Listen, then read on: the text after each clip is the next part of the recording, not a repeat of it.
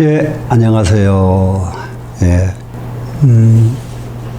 지나간 시간에 우리는 부처님이 성불하시기 이전에 인도에서 성행했던 선법은 생활 명상, 생활 요가, 요가와 생활 명상이 있다가 부처님이 성불하시고 난 뒤에 생사를 해탈하는, 생사를 해결하는 그래 이 부처님이 이제 선을 가르치신 것이다. 그래서 이제 선의 유래는 그렇게 이해 정의를 하시고 가시면 됩니다. 부처님이 성불하시고 난 뒤에 비로소 생사해탈이라고 하는 큰 문제를 수행을 하기 시작했다 하는 겁니다. 그러면은 그러고 나서 이 가르침은 부처님께서 팔만대장경의 가르침은 가르침마다 생사해탈을 하는 선이 바탕에 깔려 있다는 점이에요. 선이.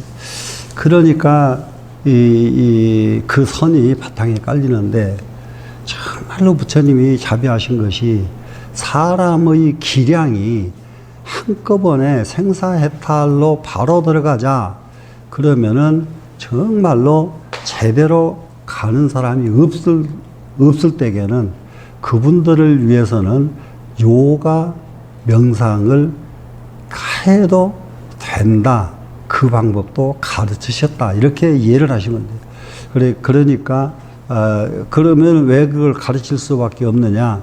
너무 성취하기가 쉬운 방법이고 누구든지 하면은 되는 것이기 때문에 그 방법을 하게 했다 이렇게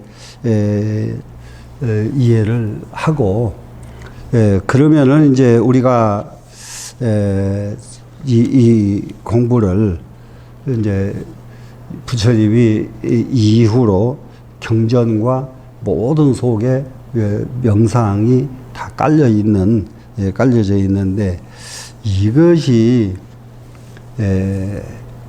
중국으로 거쳐서 우리나라로 오는데 부처님의 가르침이 가장 절정에 이를 때까지가 언제냐 그러면은 달마대사가 인도에서 오시기 이전입니다. 달마대사가 오시기 이전 불교의 절정기로 가요. 그러면 절정이라는 건 뭐냐 그러면은 불교가 대부분이 부처님 오시기 전에 불교를 부처님의 시대의 불교 이것을 근본불교 그러고 나서 그 뒤로 이제 원시불교 또 부파불교 이렇게 불교의 역사가 이렇게 이루어지는데 그러면은 이 부파불교의 마지막 단계가 뭐냐 그러면은 부파불교의 마지막 단계가 요즘 말로는 그걸 뭐라고 표현하면 되겠는가 부파불교의 마지막 단계 그러니까는 이게 이제 종파가 모두 일어나지 않아요. 무슨 종 이렇게 종이 일어납니다 지금. 이럴 때까지 불교가 어느 쪽으로 계속 발달을 하냐 그러면 소승불교로 발달을 해요. 사람은 기량이 근데 지금도 우리나라 불교가 조금 더 대중 속으로 들어가고 좀 더 모든 사람들이 불교를 제대로 하게 하기 위해서는 소승 쪽으로 가는 게 옳아요. 그러면 사람 소승은 무엇을 하느냐 그러면 신도를 스님네들이 완전히 거느리죠. 신도를. 그래서 신도는 스님들에게 완전히 의탁을 하죠. 의탁을 해. 자리 홀로 서는 것을 할 줄 몰라요. 소승은 누군가에 의지해야 돼요. 소승은. 그런데 지금도 공부해서 깨달아라 하는 것보다 나한테 믿어라 그러면 훨씬 쉬워요. 할 수 쉬운 게 뭐냐? 나 따라와라 그러면 된단 말이야. 나만 따라와라. 그러면 아주 내가 다 제대로 보내줄게. 제대로 공부 다 이루어줄게. 나만 따라와. 이러면 제일 쉬운 겁니다. 그러는데 불교의 가르침은 날 따라와가 아니고 네 홀로 서라를 가르친 게 불교이기 때문에 그래서 인도에 불교가 없어져 버린 거예요. 홀로 서라는 것이 그렇게 부담이 돼요, 사람들은. 그래 홀로 서라고 하는 이 불교가 부담이 돼서 불교가 무너질 때게 그때게 달마대사가 이미 불교가 더 이상 지탱이 안 되겠구나. 이렇게 달마대사는 아시고 불교를 가지고 중국으로 오시잖아요.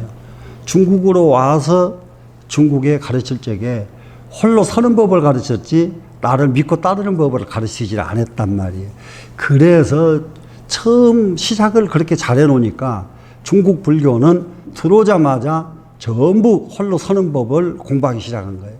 그래 홀로 서는 법을 공부하기 시작하는데 그러다 보니까 인도에 있는 불교보다 훨씬 발달을 하는 겁니다. 훨씬 발달을 해요. 그 교리 쪽으로도 홀로 서는 데는 교리가 요즘 말로 홀로 서려면 지식이 있어야 되고 요즘 말로 말하면 아주 교양이 있어야 되고 품격이 있어야 되고 전부 이게 홀로 서는 방법 아니에요 지금. 이러기 때문에 이런 데서 불교가 중국에 와서 아주 완전히 이제 빛을 발하고 인도에서보다도 훨씬 꽃을 피우게 된 것이 그겁니다. 인도에서는 달마대사 때까지 해서도 소승만 일본에 막 발달을 하기 때문에 소승만 발달하기 때문에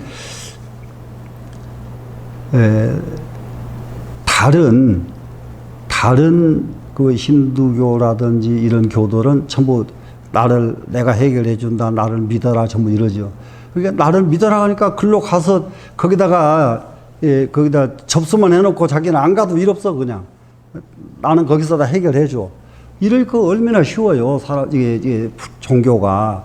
이래서 불교는 없어졌고, 중국으로 불교는 수행불교로 정말로 철저하게 수행을 하기 시작해서 중국 사람들을 의식을 한 단계 이렇게 향상시켜 놨습니다. 그런데 이 과정에서 중국에서 불교가 정착을 함과 동시에 신라 불교가 함께 발달을 하기 시작해요. 그때게 신라 불교에서 놀랄 만한 일이 벌어집니다. 그래서 우리나라 사람들은 가르치기만 잘하면은 세계의 지도자가 나오고도 남을 수 있는 나라가 우리나라입니다. 세계 지도자가 우리나라에서 나올 수가 있습니다. 지금 동양에서 그게 우연이 아니에요. 조금만 잘하면은 제일 뭡니까 이거 세계의 가장 통솔을 하는 유엔 사무총장이 일본에서는 안 나와도 우리나라에 나오고 중국에서는 안 나와도 우리나라에서 나왔죠. 이런 여건을 가지고 있는 나라가 우리나라예요, 지금. 그건 그대로 별도로 왜 그랬을까를 설명하려면 끝도 없는데, 이때에 이분이 공부가 제대로 된 분이었더라면은, 이때에. 그렇다면 세계 평화가 그때에 끝나버립니다. 그보다도 더 좋은 일을 할 수 있는 자리가 아니거든요. 그래서 계속 공부가 모자라면 안 되고 공부를 좀 열심히 해야 되겠다는 것을 제가 자꾸 권장을 합니다. 그래 이제 우리나라에 왔는데 한번 보세요. 중국 여기 지금 관세음보살, 지장보살 그러면 우리 어떻게 해요? 관세음보살한테 기도하고 지장보살한테 기도합니까? 안 합니까? 하죠. 그런데 중국 스님으로는 보살이 없어요. 그런데 우리나라 신라의 교각 스님은 중국에서 지장보살이 되셔요. 그래서 중국의 모든 중국 사람들이 지장보살 교각 스님 모셔놓고 그 육신 지금도 거기에 모시고 있단 말이에요, 지금. 예? 그 육신 그대로를 그 생불이잖아요 지금. 예? 그렇게 하는 이런 분이 나오는 나라는 우리나라예요. 그래 이거 그뿐이냐? 또 이게 무상스님 내내 같은 시대예요. 교각스님 같은 시대에. 예, 무상스님은 중국의 나안전에 가면은 455번째 아라한이 돼가지고 또 이렇게 앉아 계신단 말이에요. 예, 이런 위대한 인물이 우리나라에서 신라에서는 당나라에서는 하나도 없는데 우리나라에서는 나왔다. 우리나라에서 나왔다. 예, 이런 나라가 우리나라이기 때문에 우리나라는 발심해서 공부만 하면은 더 훌륭한 인물이 쏟아져 나올 수가 있다. 그럼 그분들만 그러냐 그러면은 우리가 잘 알고 있는 원효대사 그리고 원칙선사, 원칙스님 아주 신라 원칙하면 유명합니다. 중국 저쪽에 티베트 하면은 원칙스님은 생불이에요. 그쪽에 가면은 그냥 부처님 모시듯이 합니다. 그런데 우리나라에서는 원칙스님 그런 분이 계셔요. 좀 이러지. 네. 그리고 그분의 그 저서가 해심일경 원칙소를 보면은 그 분량이 얼마나 방대한지 말로 할 수가 없거든요. 말로 할 수가 없어. 그러면 원효대사의 저서는 또 어떠냐? 원효대사의 저서는. 이 원효대사는 저서만 해도 500권이 넘었다 이러거든요. 근데 이게 한 사람이요. 예, 번역만 해도요, 100권을, 일생을 번역을 해도 100권을 못 합니다. 예, 100권을 못 하는데, 저서가 500권이면 이거는 상상할 수가 없는 그런 분량입니다. 예, 이런 분이 원효대사인데, 그러면 원효대사를 우리가 모든 국민이 받들어 모시느냐? 우리나라는 묘해요. 예, 이게 절에서 스님들이 원효대사의 업적을 이렇게 펼치질 못하기 때문에 그럴 수도 있어요. 예, 세상 사람들은 원효대사, 그냥 원효대사 이런 정도만 하지 존경하지 않거든요. 근데 원효대사는 중국 문화를 자세히 관찰해 보면은 중국의 문화를 완전히 일깨워준 사람이 공자의 제자 순자입니다. 순자가 그렇게 일깨워요. 그리고 순자는 어느 정도냐? 모든 사람들, 우리 불교에서는 일체 중생 실유 평등, 그래서 모든 중생은 다 평등하다. 이게 부처님께서 그렇게 가르치셨는데, 평등하려면은 어떻게 평등을 하도록 가르칠까? 이걸 스님들이 잘 못했는데, 순자는 그걸 했어요. 어떻게 했느냐? 과거 제도를 만들어가지고, 과거에 합격만 하면은 다 평등한 거예요. 그러니까는 신분이 향상돼 버리는 거예요. 과거에 합격하면은. 그러면은, 딱 잘못하면은 성인들이 다 평등하다. 그러니까는 높고 낮은 사람이 본래 없다. 다 평등하다. 이래버렸으면 나라 망해버리는 거예요. 예, 절대 그렇지가 않아요. 다 평등하다고 하는 것은 누구든지 하기만 하면 자기 원을 다 이룰 수가 있다. 이것이 평등이거든요. 그래서 순자는 과거에 급제만 하면은 아무리 신분이 안 좋은 사람도 신분이 향상이 된다. 그래서 과거에 급제하도록 하면서 그 방법을 권학문을 통해서 공부해라 하고 권장하는 글이 권학문인데 모든 사람들에게 공부해서 과거에 합격하도록 권장을 합니다. 그렇게 해서 모든 사람들을 평준화시켰어요. 그러니까 상향 평준입니다, 지금. 이게 우리나라는 평준화를 하향 평준을 자꾸 하거든요. 하향 평준하면 나라가 망하는 거예요. 상향 평준을 해야 돼요. 그래서 순자가 상향 평준을 했습니다. 근데 그러고 나서 그때가 순자 시대는 2500년이잖아요. 2500년. 그리고 나서 1000년 후에 당나라 때 와가지고 한태지라고 하는 당나라의 최고 명문장이 있어요. 이분이 또 권학문을 짓습니다. 그래서 중국 역사에서는 아까 순자와 한태지 이 두 분이 중국 사람들을 눈을 열어준 분들이다 이러거든요. 그런데 한태지보다 원효대사가 신라분이죠. 원효대사는 바로 당나라 태종 당시 측천모 시대 같은 시대입니다. 선덕여왕 다 이게 같은 시대예요. 원효대사가. 원효대사가 권악문을 지어가지고 모든 사람들이 공부할 수 있도록 권악문을 짓습니다. 자, 노인 불수요 파거불행이다. 사람은 늙으면 닦을 수가 없고 수레가 늙으면 굴러가지 못한다. 늙기 전에 수레가 바퀴가 깨지기 전에 공부해야 된다. 이렇게 공부하는 것을 그냥 아주 그저 구구절절히 가르치기 써서 가르치신 분이 원효대사입니다.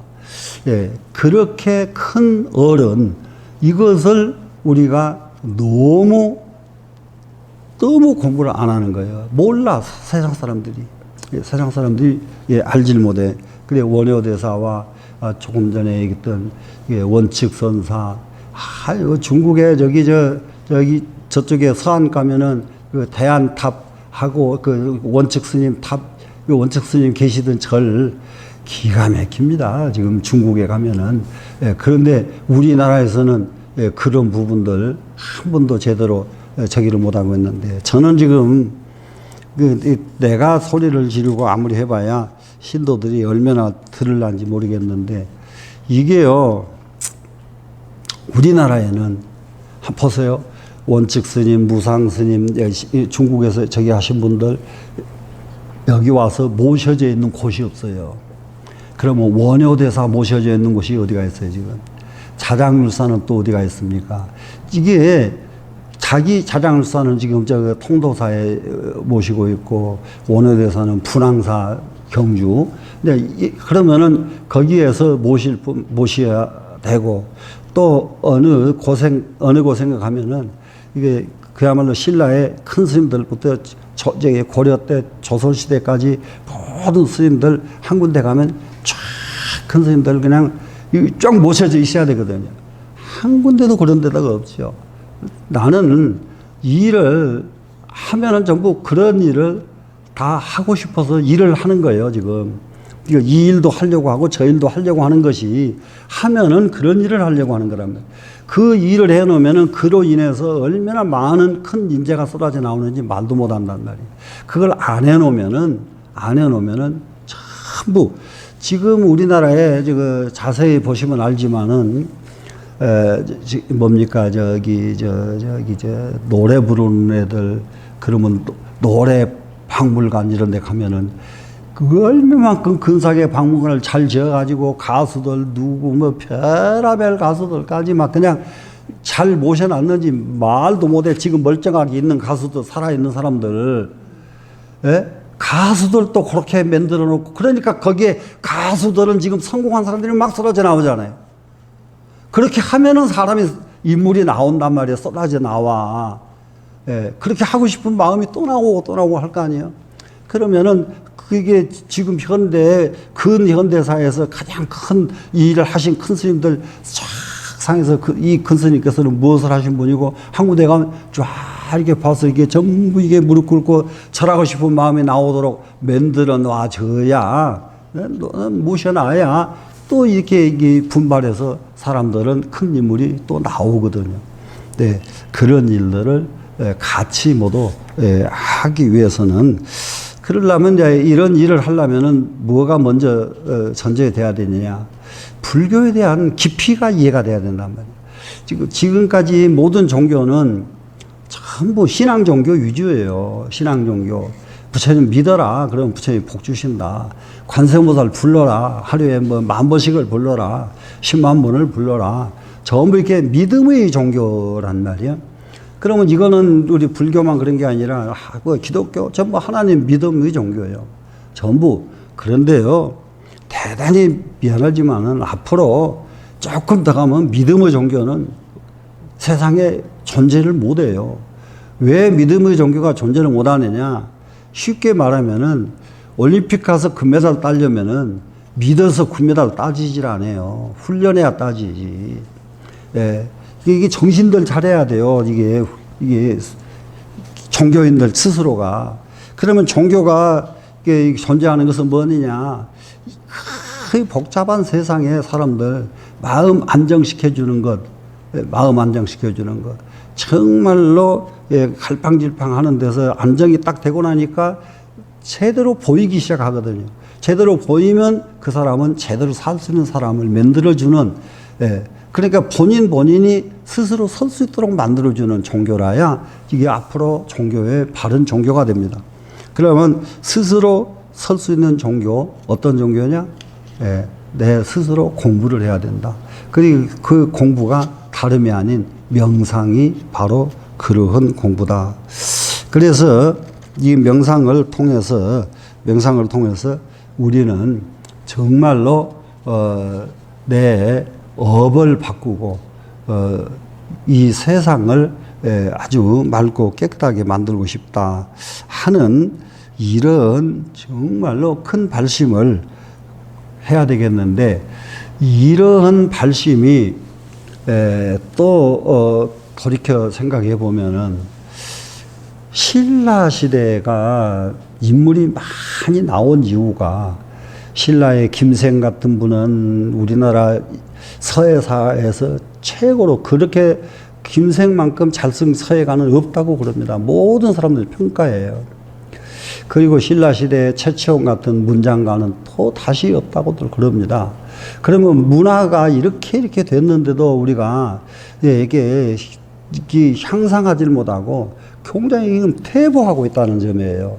그러면 김생을 능가하는 서예가도 나와야 되고, 최치원을 능가하는 문장가도 나와야 되고, 이렇게 우리가 그래야 나라가 나라다운 나라로 우리가 이게 보존할 수가 있거든요. 자, 화엄경에서 나라가 만들어지면은 나라를 금강지로 만들어야 된다 하는 것이 세주묘원품 화엄경 첫 번째 품에 나와요. 금강지. 그래, 금강지라는 건 뭐냐? 불멸의 땅이라는 말입니다. 불멸의 땅. 나라가 이루어졌으면은 나라가 없어지지 않아지죠. 그러게 불멸의 땅, 그러니까 이 나라가 무슨 무너져 가지고 멸하는 것이 아니라, 이 나라가 있다가 대한민국이라는 이름이 없어져 버리면 멸해버리잖아요. 만들어진 이 이름이 없어지지 않아야 이게 불멸의 땅이란 말이에요. 그럼 이런 불멸의 땅이 되려면 어떻게 해야 되느냐? 불멸의 땅이 되려면은 그 화엄경에서 다름이 아니라 수많은 방법이 있지만은 그 자리에서는 십바라밀로 무장을 하면은 불멸의 땅이 된다. 그 십바라밀이 무엇이냐? 이게 전부 성취할 수 있는 것이 십바라밀이 성취할 수 있는 것이, 처음에는 십바라밀을 성취하는 것이요. 처음에는 십바라밀을 성취하는 거, 자기 성취요. 그것을 뭐라 하냐면 자리 이타죠. 자리, 나를 이롭게 하는 이것이 이렇게 수행을 하고, 나중에 가면은 이타로 수행을 합니다. 이것을 십바라밀로 하면은 가닥이 덜 나니까 육바라밀을 가지고 보시, 지계, 인욕하는 것은 자리 수행법이에요. 저기 보시, 지계, 아주 제가 이렇게 이게 보시하니까 누구죠? 남에게 이익을 주는 거죠. 보시, 지계하는 건 남에게 피해를 안 끼치는 거죠. 인욕하는 것은 남에게 시비를 안 하는 것이죠. 이건 전부 이타수행이죠. 그 다음에 뭐예요? 보시, 지계, 인욕, 정진, 정진. 그러면 뭐예요? 자리죠, 이제. 정진.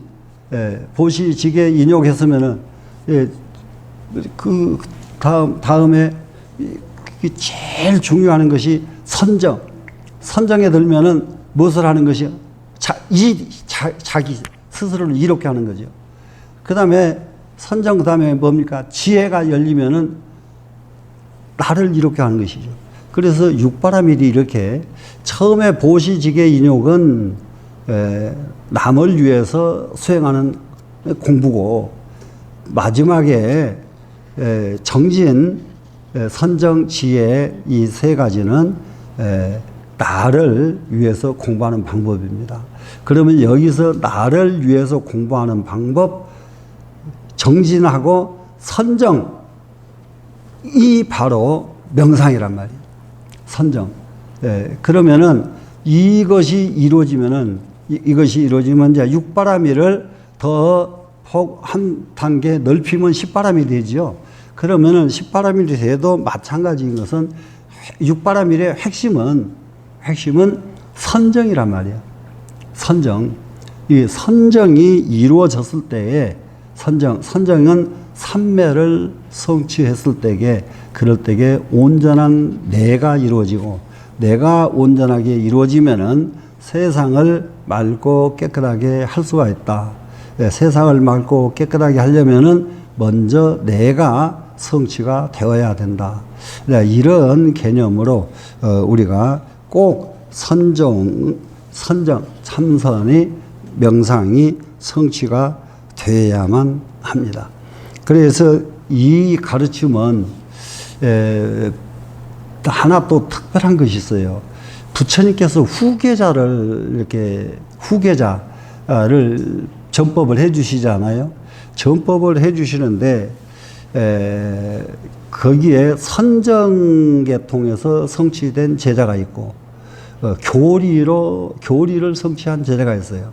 그래서 선정으로 성취하신 분은 가섭존자고, 교리로 성취한 분은 사리불존자하고 아란존자의 대표적인 분이, 그러면 경전에서는 사리불이 으뜸이고 아란존자가 한데, 이 두 분들은 사리불 아란존자들은 교리로서 부처님의 정법을 다 전수받으신 분들인데, 부처님은 교리로 성취한 제자들에게는 법을 전수해 주지를 않으셨어요. 그러면 무엇으로? 선정에다가. 그러면 무엇을 더 중요시 했느냐? 부처님께서는 지식을 중요시 하지 않았다. 품격, 인격이 갖춰진 사람, 선정을 통해서는 인격이 이루어지고 공부를 통해서는 지식이 이루어진다. 이렇게 생각하시면 되겠죠? 그래서 이 지식, 이런 쪽에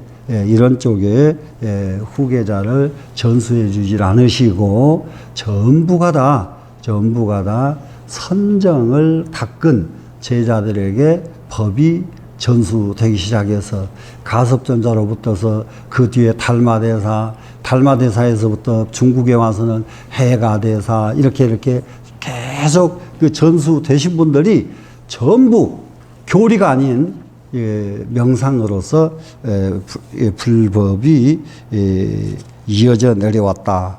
이렇게 개념 정리를 하시면은, 이런 정리가 되면은, 이게 불법 전수는 교리가 아니라 바로 명상으로서, 참선 수행으로서, 선으로서 법이 전수가 되는구나.